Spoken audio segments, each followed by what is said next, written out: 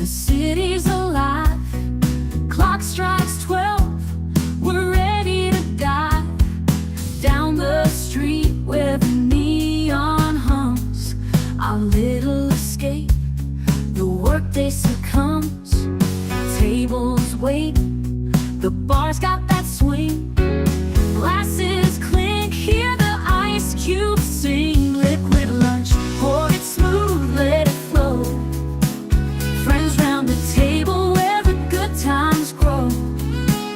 Raise a glass. Let the worry slip away. Liquid lunch. We're living for today. There's Troy laughing with his gin and a grin, telling stories about where he's been. Boomer's got whiskey, he's loosening his tie, chasing dreams under a midday sky. The bartender knows us, he's mixing with flair. Every sip's a moment we're happy to share. Liquid lunch, pour it smooth, let it flow.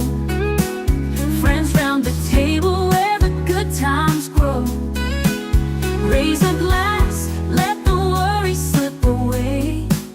Liquid lunch, we're living for today. The clock don't matter, we're lost in the vibe. Jazz in the air, feel the soul come alive. From martinis to bourbon, we're riding the wave. Stealing this hour, it's the freedom we crave.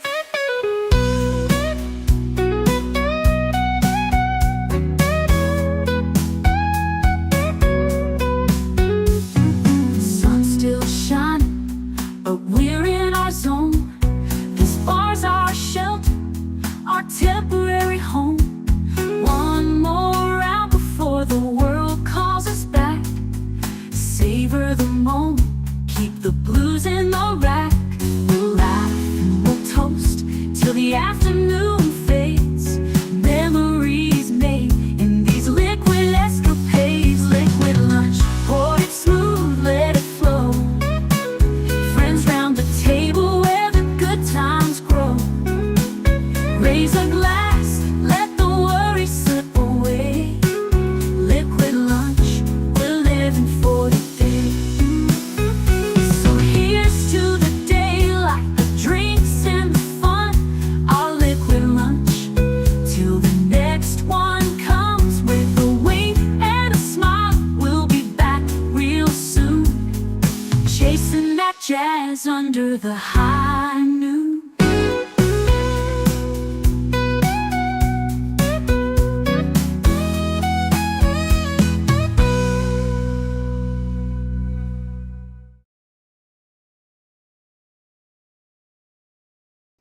Evie Mux has given me the syncing problem, and I'm going to have to ask these folks in the technical area if they can please help me out with this, because it's very, very frustrating.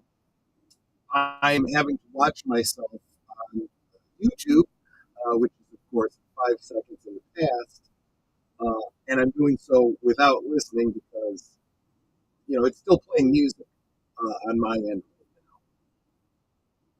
So please give me the feedback. Let me know that I'm coming through, and at least on your end, you're hearing what I'm saying, and it's not confusing.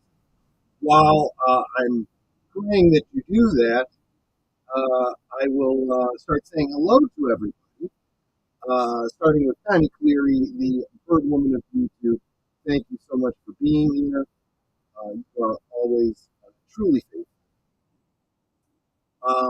Hail to the Tired Midnight blogger, Curtis Selby. Of course, you should be dropping your link to your new channel, because I know that you are trying to get your numbers back up. Please forgive me if I'm distracted. Your audio is low and choppy. Audio is low and choppy.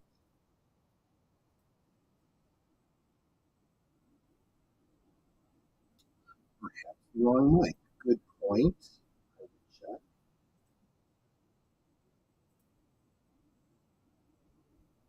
audio. Nope. Okay. I mean, the best I can do is probably bring the mic a bit closer. That should help a little bit. Let me know. Nope, it's absolutely the right. Oh, gosh, this is frustrating.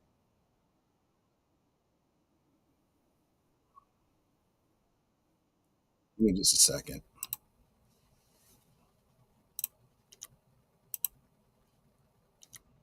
What if I just frickin' remove my intro? Yes, remove the intro. Wonder if that helps any. Am I still here?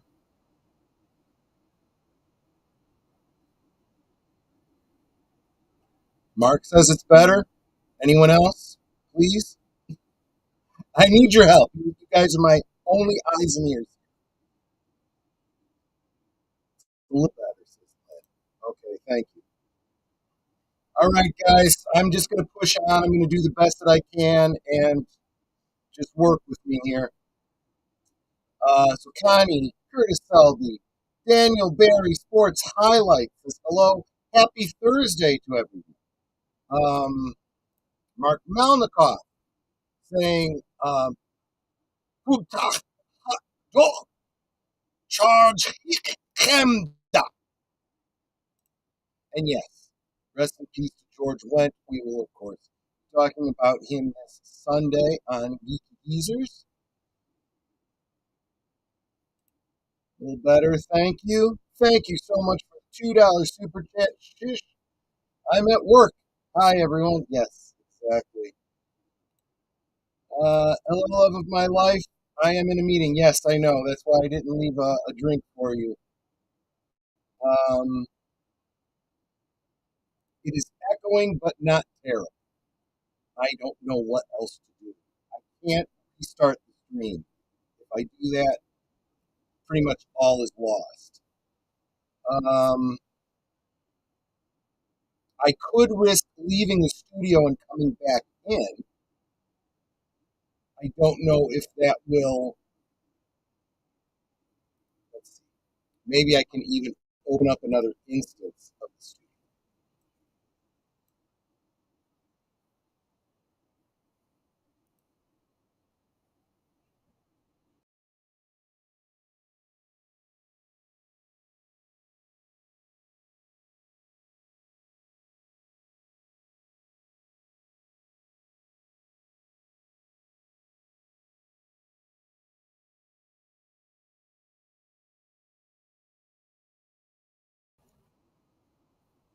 Let me know if you can still see and hear me, or if I'm completely gone.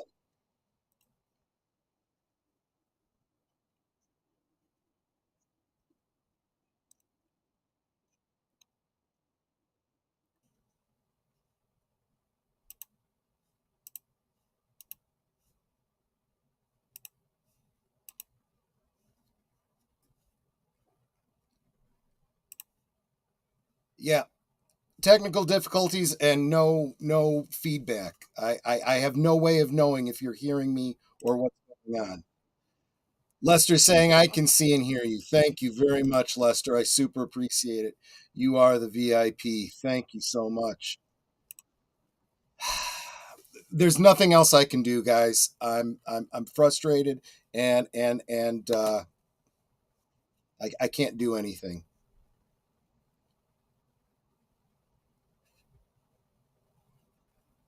Streams you wrench for, it's almost expected. It sounds a lot better though. Thank you. Jonathan Conroy, sound and visual is good. Okay, we're moving forward. Thank you so much, my friends, for letting me know. Um, Nothing is perfect, and I am going to be complaining to Evie Mux about this. I don't know what the issue is. And now, because of where my mic is, I can't see my screen. There we go. So you are probably wondering what the title is about. It probably doesn't make a whole lot of sense unless you know the reference. So let's see if I can. Yeah, I just realized I was echoing. So at least for myself, because I still had YouTube open. So as for the reference, if I can attempt to change scenes, let's see what happens. Yes, sir. Is the worm turning, Mr. Randall? The worm is turned and is now packing an Uzi, Mary. It's about fucking time, sir. Yeah, and unfortunately I had it on a loop. So all kinds of problems today. Don't know what to tell you.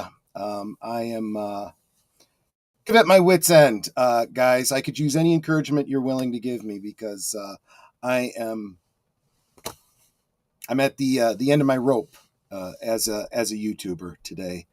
We'll talk more about that on Sunday. I've been invited as a guest on Reserved Seats on Deleted Scenes channel. So we'll give you a channel update then.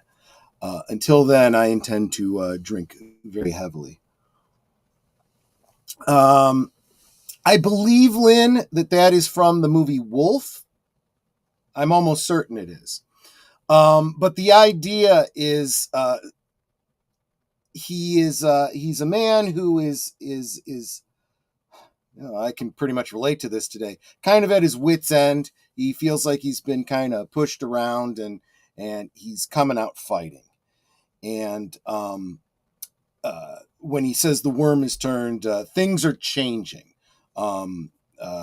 because they must, because they have outlived themselves, and things have to return to homeostasis. I have it on DVD. I had to have that one. That one is absolutely one of my favorites. But yeah. So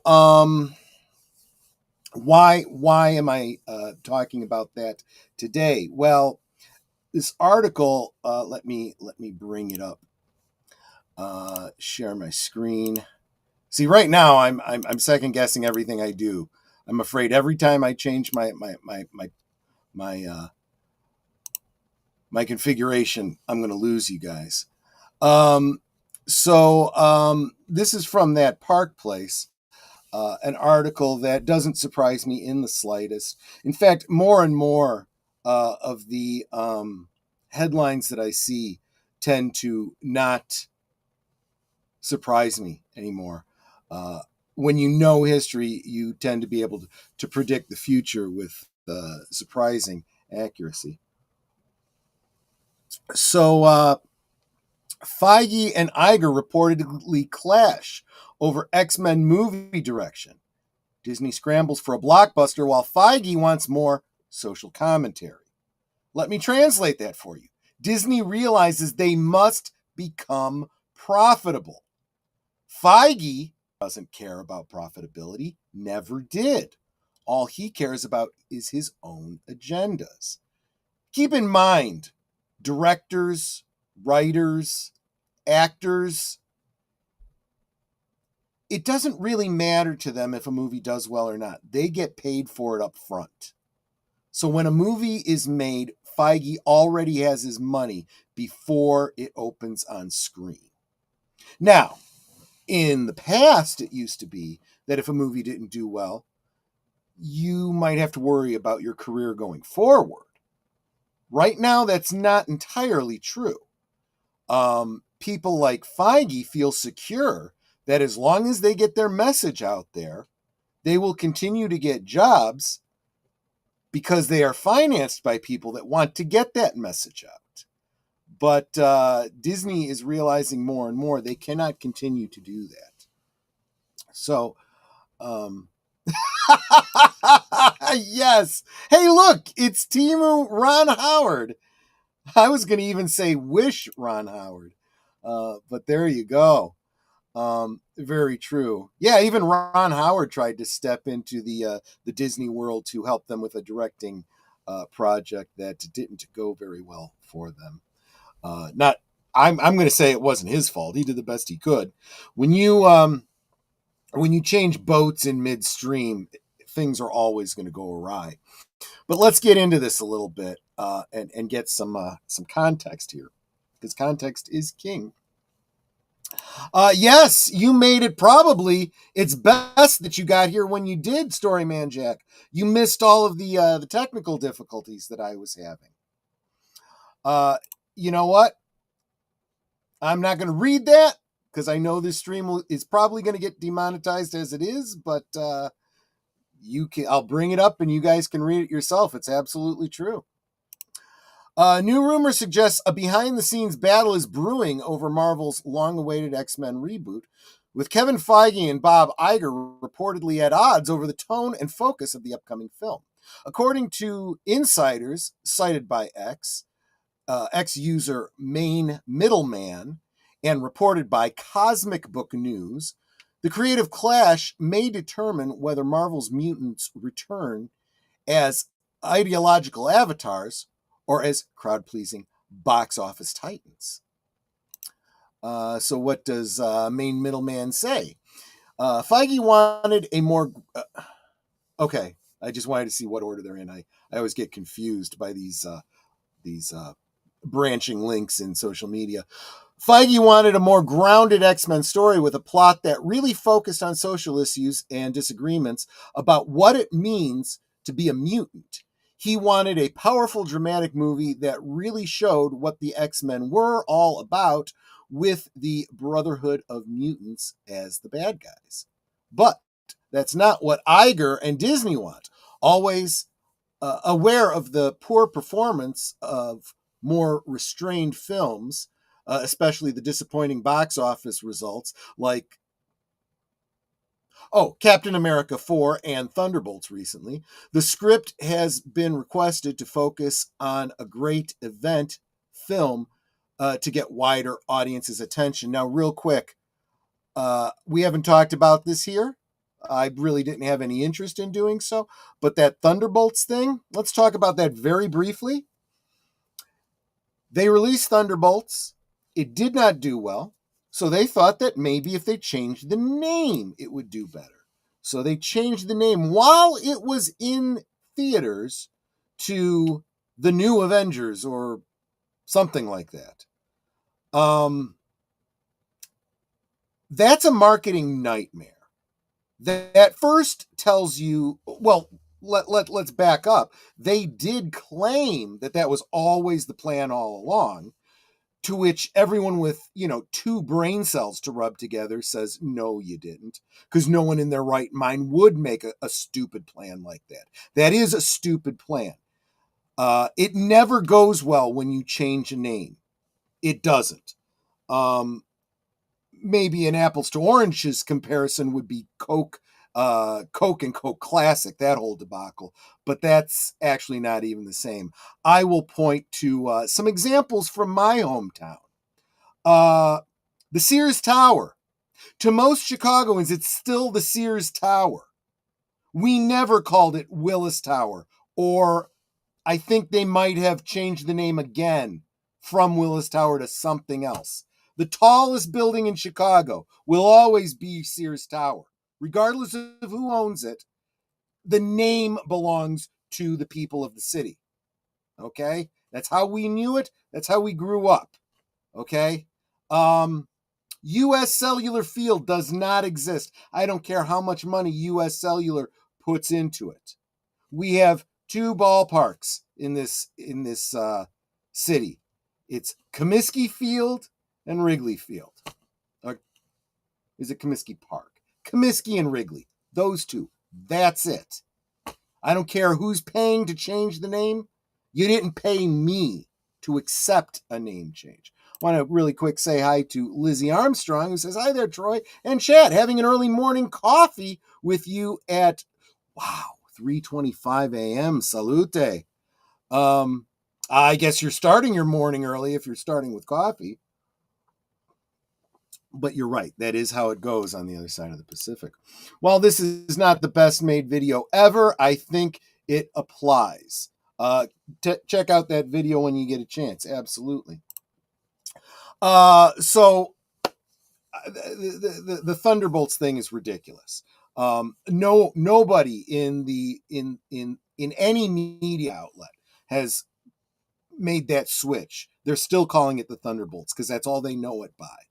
And they will not accept it as the new Avengers. These are not Avengers. These are not Avengers as far as we care. But that's a complete side point. That's a marketing screw up. At the center of the Feige-Iger X-Men debate is the vision for what this new era of mutants should represent. Feige, who has overseen the Marvel Cinematic Universe since its inception, has he though? Has he really? Yeah, again, that's stolen valor. They keep trying to give him credit for the success of the Marvel Cinematic Universe, but it wasn't his. It wasn't Disney's. It wasn't even Disney's when they started to form the Marvel Cinematic Universe. The Incredible Hulk was prior to Disney having anything to do with it, and they were already laying that groundwork there. It was Marvel Studios that started this whole concept way before Disney got a hold of it. But I digress again. Feige, who has overseen the Marvel Cinematic Universe since its inception, allegedly pushed for a grounded, socially charged story about mutant identity, prejudice, and philosophical rift between the X-Men and the Brotherhood of Mutants. The concept would follow in the footsteps of many recent Marvel offerings that leaned heavily into contemporary political metaphors and social themes. And how has that worked out for you, Disney? How have those recent Marvel offerings that leaned into contemporary political metaphors and social themes, how have they done at the box office?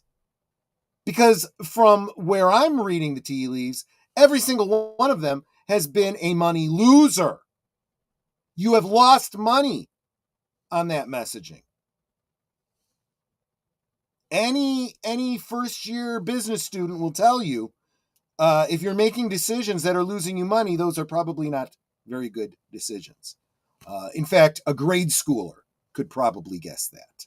You know, what is the definition of insanity? Well, one definition of insanity: doing the same thing over and over again and expecting different results. But Iger, facing mounting pressure from shareholders, it's about damn time, due to diminished MCU box office returns.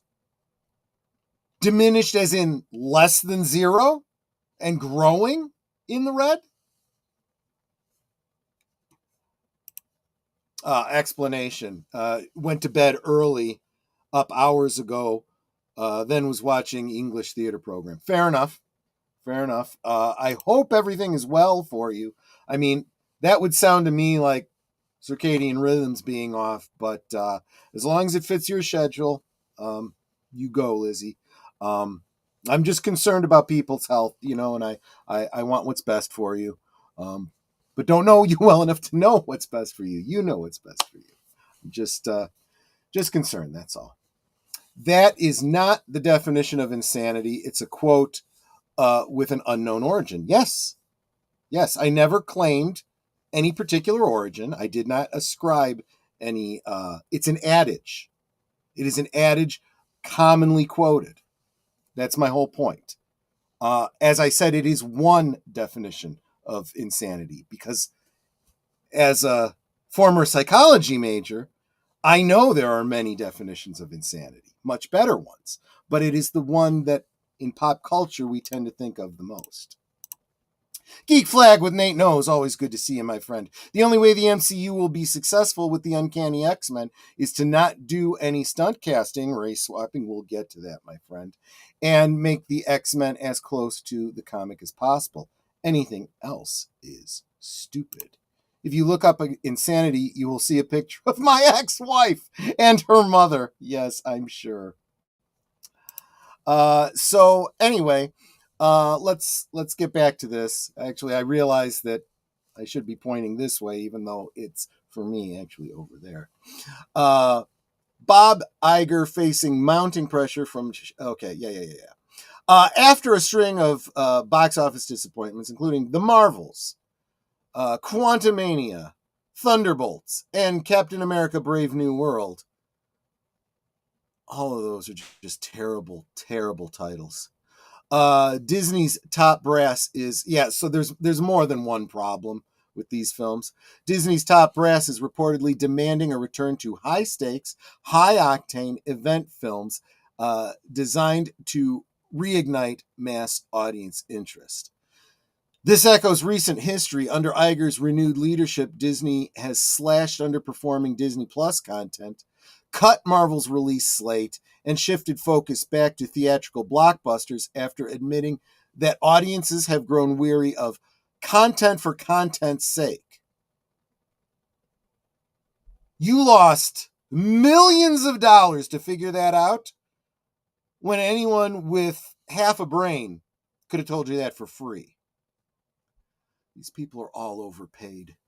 Iger has already proven he's willing to course correct, gutting Chapek's distribution model, canceling greenlit projects, and firing execs like Victoria Alonso after public missteps. I am not going to disagree that all of those things were good things to do, but they were half measures at best. Weak sauce. There's nothing high octane about anything that Iger has done. He is slow to react, and he reacts in minimums rather than full bore. So that's another big part of the problem. The rumored conflict also mirrors the success of Spider-Man No Way Home and Deadpool Wolverine, both of which delivered major returns by prioritizing fan service and franchise nostalgia over social commentary. It's no surprise that Iger reportedly wants the X-Men to follow that winning formula rather than risk another niche-focused flop. Casting speculation is equally chaotic. Reports have floated names like Cynthia Erivo as Storm, Daniel Day-Lewis as Magneto, Bryan Cranston as Professor X, and even Patrick Schwarzenegger as Cyclops. It's unclear how serious any of these contenders are, but Feige is said to be considering black actors for both Professor X and Magneto as well, another possible point of divergence from interpretations. So going back to what I think it was Nate said about stunt casting, exactly right. This is stunt casting. If you're just looking to throw in black actors for black actors' sake, look, you've got Storm. Cast Storm correctly, not with someone whose box office poison like Erivo. You know, you might as well get Rachel Zegler in there somewhere, you know, if you want to make sure you tank this film. I cannot speak to Daniel Day-Lewis or Patrick Schwarzenegger. I don't know them.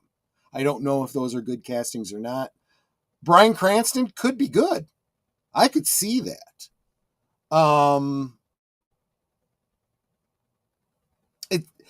I mean, who do you cast in place of Patrick Stewart? It seems more likely you should cast the bloke that played him in played him as a younger guy. I'm forgetting the kid's name, but he was in those Unbreakable films. All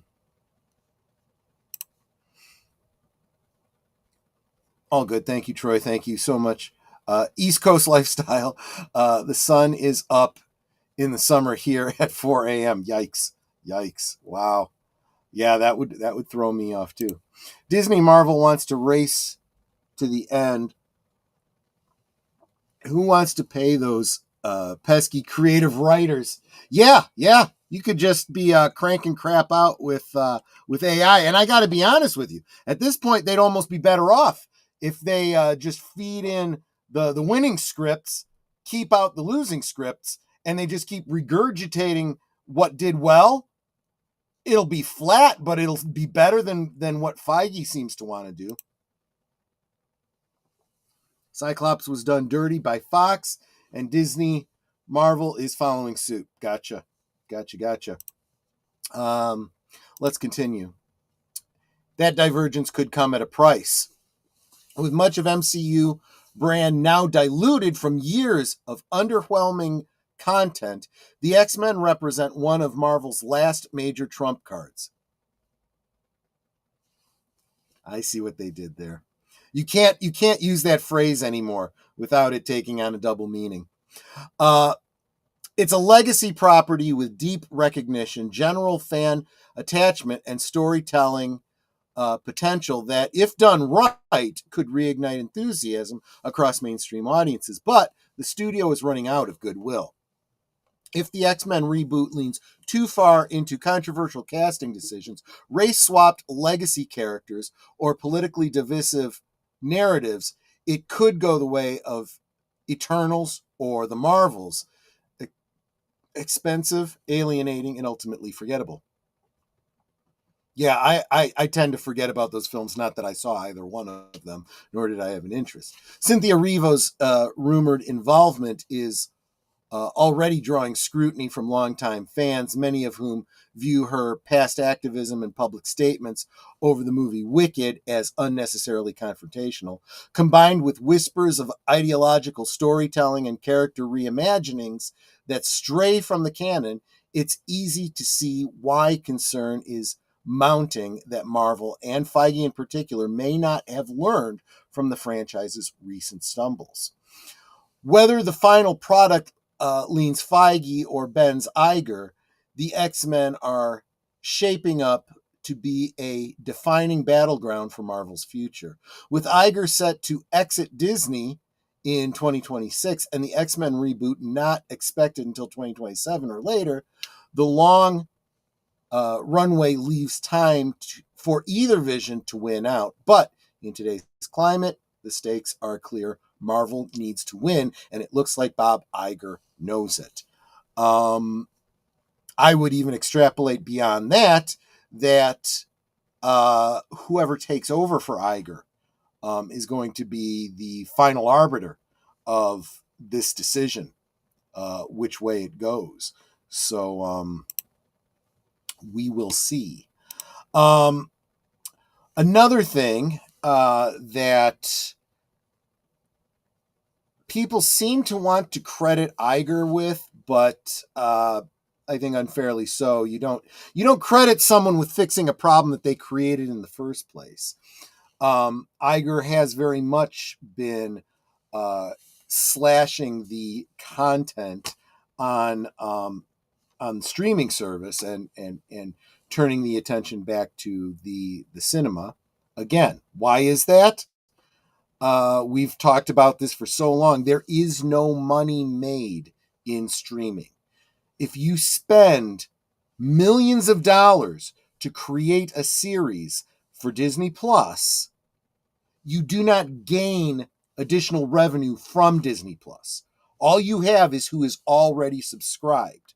You are at saturation point. Back in the beginning, you could argue throwing stuff on that people might want to see and they can only see on Disney Plus might get them to subscribe. Those days are long over. People have already made their streaming decisions, and Disney is not getting more paid subscribers because they're throwing up the next season of The Mandalorian or, more Space Witches or whatever it is they're doing. So they need to go back to revenue streams, right? And again, multi-tiered revenue streams. They went from getting many double, triple, quadruple dips on revenue to zero on their streaming service. Money losing, right? Let's think about it. Take a movie like Star Wars. Star Wars, 70, 75, 76. Star Wars releases in theaters. Box office boom. It makes its investment, in its first run. It's in theaters for, almost a year before it leaves. So 77, thank you. '76 was the year my brother was born. It was also the year that they put out the remake of King Kong with Jessica Lange. So it made all of its money back. They took it out of theaters, and they sat on it for a little while, and then it went back to theaters. Yes, with some tweaks and whatnot. And it made more money. That's all gravy. That's all, that's all extra on top of, it's profit on top of profit. Then it leaves the theaters again. And then it got a very special release on network television with commercials, but no edits. So that's licensing. The network had paid to be able to show Star Wars because they make money off the commercials that are being shown during Star Wars. Now, at that time, people had the ability to record it on VCRs. Not many people, but some. Yes, I had totally forgotten. You're absolutely right. Lynn, thank you for reminding me, because this Sunday is the true anniversary of the release of Star Wars. And Netter and Boomer and myself will be making a special guest appearance on Pops' channel to celebrate that this Sunday. Watch my community tab and I'll tell you all about it. And then they released it on Laserdisc, and all the Laserdiscs sold, and they made money on that. And then they released it on VHS, and they made money on that. I no longer have my Laserdiscs because I traded them with a friend who transferred those Laserdiscs to DVD for me. But I do have the original VHS releases.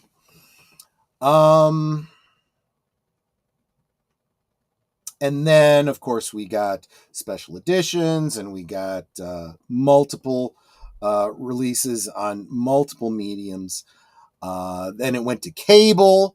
So I think I can't remember if it was HBO or Showtime was showing it in regular rotation. And of course, licensing for that as well. The money just keeps pouring in, and I haven't even gotten to the toys and stuff. Don't even get me started on all that. So all of this money, that's how you make money, right? That's how the money is made. If you make something and just throw it on your streaming service, it just goes there to die. You may as well stick it in the vault, as far as most people are concerned. So there you go. That is the business model that Iger bought into in 2019, 2020, and so forth. And it worked pretty well for a very brief time, but not very well at all. So he blames Chapek for it, but it was his plan to begin with. So now he comes back and changes his mind, and we're supposed to give him credit for it, for doing something he shouldn't have done in the first place. But anyway, even a blind horse, something. I don't know what the adage is. Blind pig finds a truffle once in a while. Broken watch is right twice a day. Unless it's a 24-hour clock, and then it's only right once a day.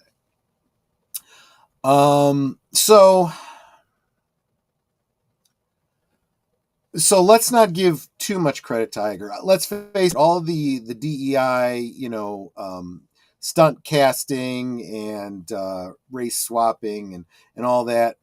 That was all. Iger was all in on that for a very long time, until let's face it, probably until this last election, which pretty much told everybody the majority of people in this country are tired of the BS.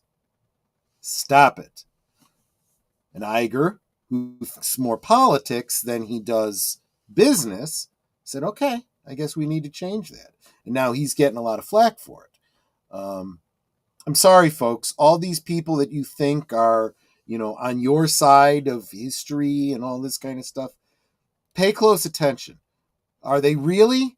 or are they just following the winds of change? Welcome, Real Wade Nation Gaming Clips. He says, I enjoy Troy. Thank you so much. I enjoy your channel as well, and I hope everyone will subscribe to Real Wade Nation Gaming Clips, both here and on the Green Machine, and on X, and everywhere else that you can find them. Actually, I'm pretty sure that Real Wade Nation Gaming Clips has a what's that streaming service for gaming? Twitch. I think he's got a Twitch channel too. Definitely go check that out as well. Together we grow. With all the box office failure Disney has had, why does Iger and Kevin Feige and Kathleen Kennedy still have jobs? Well, Iger, he's under contract. He'll be leaving shortly, and it's entirely up to the board. Why are the board members still who they are? Why did the board not bring on some new activist investors last year when they had the chance? Your guess is as good as mine on that. Feige and Kennedy both also have contracts, but Feige and Kennedy are no longer equatable. Where is Kathleen? What's she doing? She's like the dude in Office Space, the dude with the thick glasses. That's my stapler. Her office has been moved into the basement behind all the big boxes. Her job is to just sit there and not leave every day. That's her job until her contract runs out. Kevin Feige, if he keeps this up, he'll find himself in the same situation. Why do people always think that drama sells? I can answer that question. It's a very general statement that doesn't apply generally. People hear an adage and they believe it because it's repeated over and over and over again. And it applies in many instances, but not all. It starts with the adage from the mainstream media: if it bleeds, it leads. If it's gory, if it's kinky, if it's it causes all kinds of uproar, that's your banner headline. That's your opening news piece, right? And that has paid off for journalism for as long as journalism has existed. But dysfunction, continued dysfunction, does not. People get weary of it very quickly. Instead of if it bleeds, it leads. I don't know, come up with your own rhyme, but it's excitement that people gravitate towards. So just as surely as a 100-car pileup on the I-9 is going to get people's attention, they're also going to get excited about a new movie they're looking forward to if the news about it is good. It doesn't have to be bad news to get people excited. I figure Tom Cruise probably doesn't share most of my values, but he shuts up and entertains. Almost makes me want to see Mission Impossible. A lot of people are after me to watch, to get caught up on Mission Impossible. I only saw the first movie. Hell, I have the DVD for the Top Gun sequel. I haven't watched it yet. But, Hollywood doesn't know that. They just know I bought the DVD. That's what's important. So I did my bit to support. Japanese window office. There you go. Give us dirty laundry. Kick them when they're up. Kick them when they're down. Sorry, I mean YouTuber versus YouTuber. Yeah, that one I can't speak to. I am still of the mind that we grow together. I try not to speak negatively about other YouTubers. If I don't talk about a particular YouTuber, you probably know everything you need to know about my opinion about them. But there is also a little element of out of sight, out of mind, right? Real Wade Nation gaming clips. He comes over and says hi every once in a while. So I'm going to shout him out and say hi, and I'm going to talk about him. I'm going to tell you to go check out his channel. Curtis Selby, has a new channel. He's here all the time. I'm going to shout him out and try to help him grow. This isn't a zero-sum kind of thing. If I'm live and you can't watch another channel, you just choose which one you want to watch live and then catch the other one on the repeat.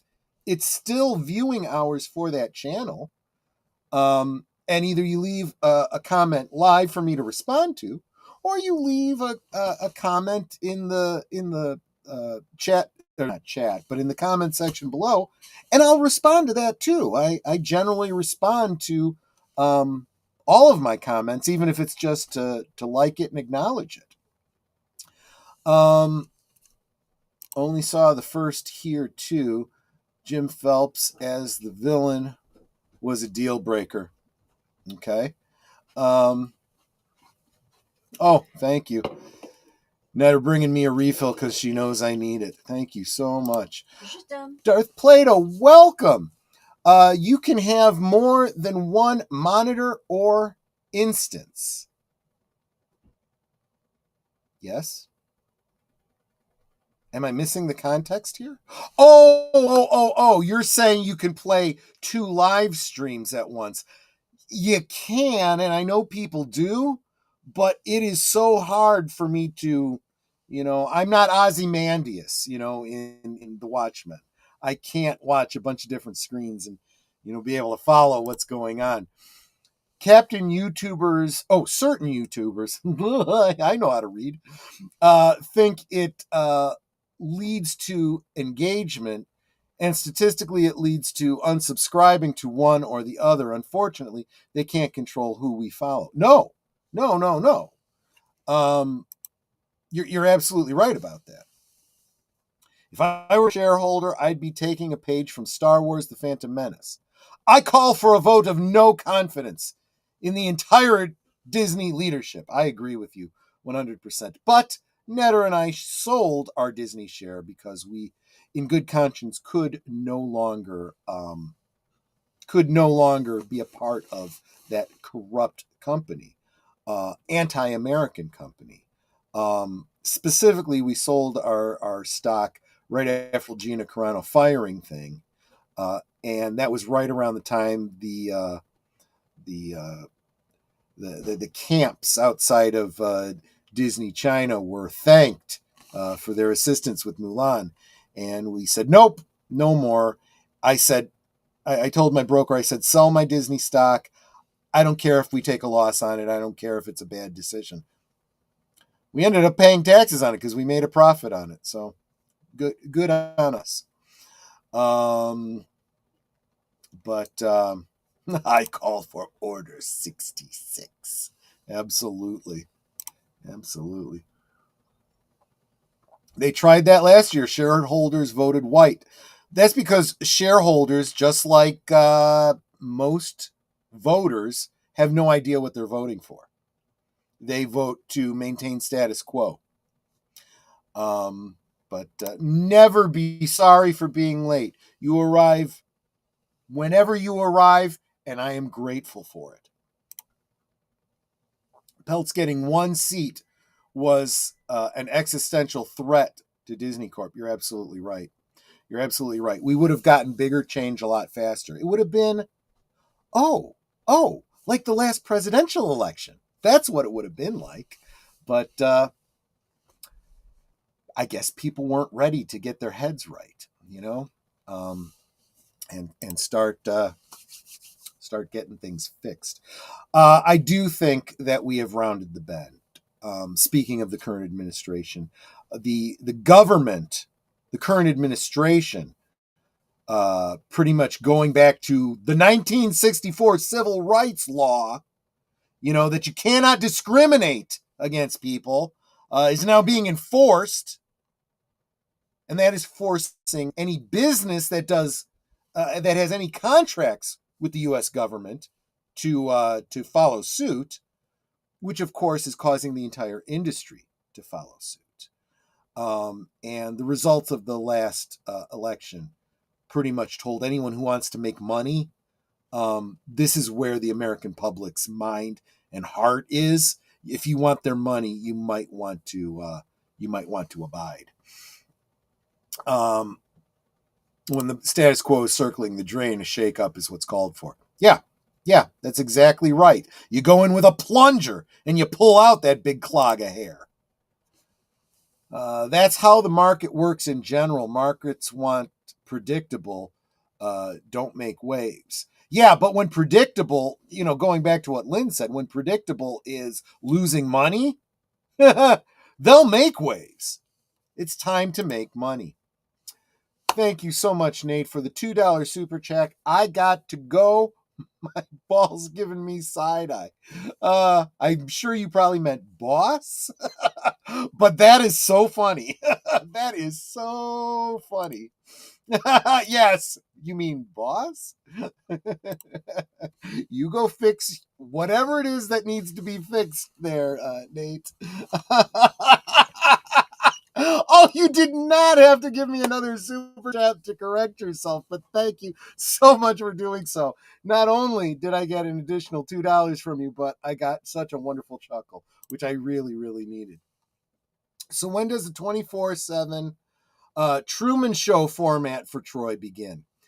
I would encourage you, Darth Plato, to tune in to deleted scenes this Sunday night, Monday morning for reserved seats, where I will be his special guest, and I will talk about what I've got coming up on my channel in that regard. To a certain degree, we've already entered the era of the 24/7 Troy show, and I will explain why on Sunday. Netter might have a problem with that. I will actually say that Netter has been my greatest supporter. I think I have taxed her patience, but she is incredibly supportive, and I could not do it without her. That's absolutely all Troy all the time. I might saturate the market, and I think that's you'll have Troy fatigue. Good morning. Oh, and in case I don't see you, let me go back now that I know what we're quoting. Good morning. Oh, in case I don't see you. Good afternoon, good evening, and good night. Yes, and actually, that's probably a good place to wrap it up. I really do appreciate all of you so much. Tune in tonight to Netter's Network, where we will be live premiering our interview with Charlotte Nightstar, the werewolf. We will be live in the chat. We will just not be able to address your comments, verbally. We will be in the chat with you, however. And come back tomorrow for Liquid Lunch, where I will be talking about. I want to talk about the drink I will be drinking on Friday, but I haven't Friday night, but I haven't determined that yet. What I will instead be doing is going back to do a stream about the drink I had the night we watched The Big Lebowski. Not a Moscow Mule, a White Russian. The White Russian is the drink that the dude drinks throughout the film, and I'm going to talk a little bit about the history of that drink and how to make it, and I will absolutely certainly be drinking one on stream tomorrow afternoon for Liquid Lunch.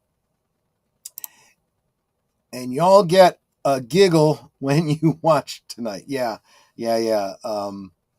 I tend to give myself grief for being a klutz, especially when I've been imbibing. Netter was a klutz when trying to take a drink. But yes, the dude abides and this dude imbibes. That was my drink a while back. Yes.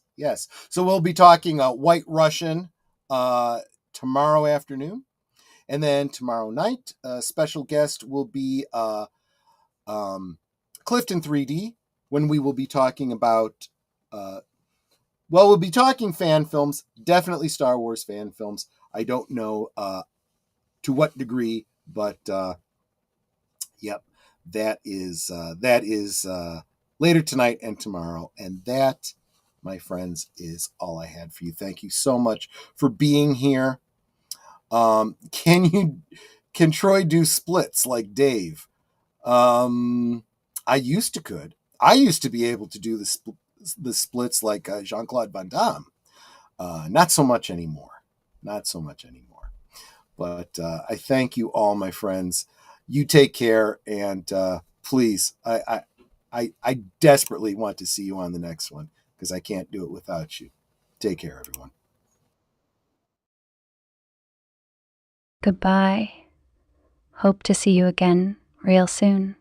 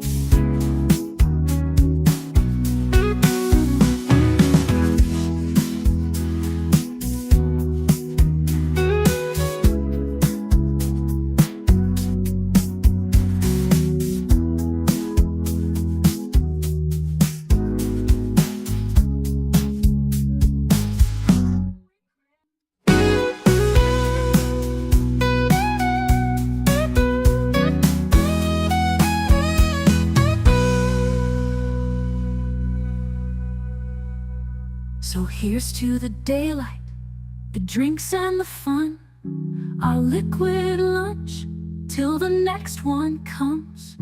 With a wink and a smile, we'll be back real soon, chasing that jazz under the high noon.